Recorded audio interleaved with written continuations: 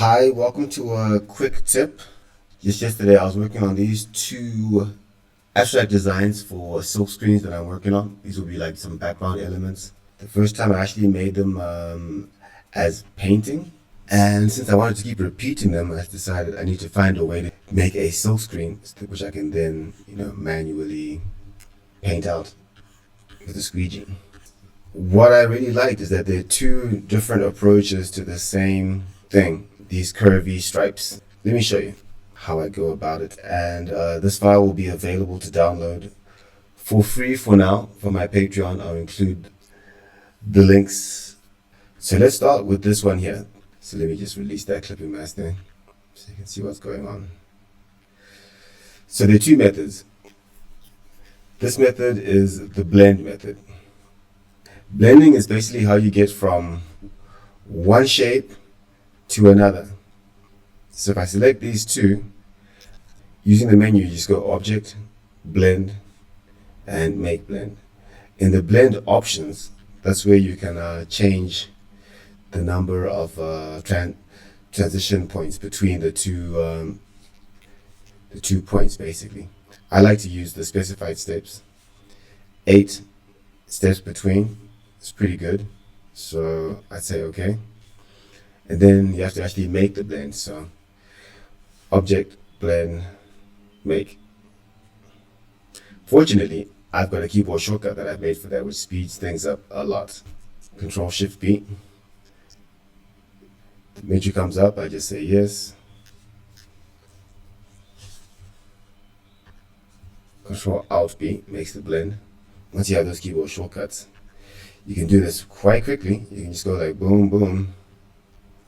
Select that. Control Alt B. Is that enough? Is that too many? Is that too few? And for something like this, obviously, I was going for something that's kind of close to parallel lines. So I'd draw a curve like that, and then just next to that, I draw another curve, almost parallel. Select the other one, Control Alt B. So that's one way. It has its strengths. This other technique here has its strengths as well. So all I did here was move it over. Show you how to make a custom brush. So initially I just drew one vertical line like that, and I Alt dragged it, which copies and makes a new one. And I kept on doing that until I had. So that looks about right. So then to make a custom brush, I select those. I go to the brushes, put them right here so it's more visible. Up in this top right menu, I hit the 3 lines, make a new brush. I select the arts brush type, go OK. I give it a name. I'm going to call this Stripy Lines. For the colorization, I select tint. So the baseline will be black, but if I choose another color, it will make it that color. And I think I'll select scale proportionally and hit OK.